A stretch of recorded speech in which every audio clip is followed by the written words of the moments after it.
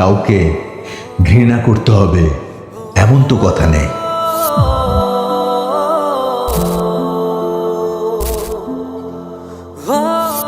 তবে কিছু কিছু মানুষ মাঝে মাঝে মন থেকে উঠে যায়, তাদের জন্য আগ্রহ কাজ করে না, মায়া লাগে না, হোক সেটা বন্ধু বান্ধব বা প্রিয় মানুষ।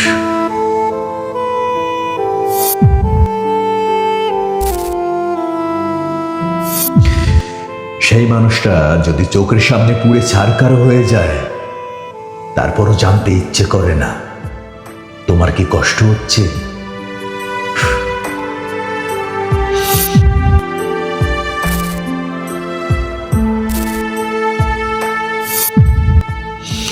কারোর প্রতি একবার দূরত্ব তৈরি হলে কোনোভাবে সেই দূরত্ব কমানো সম্ভব হয় না।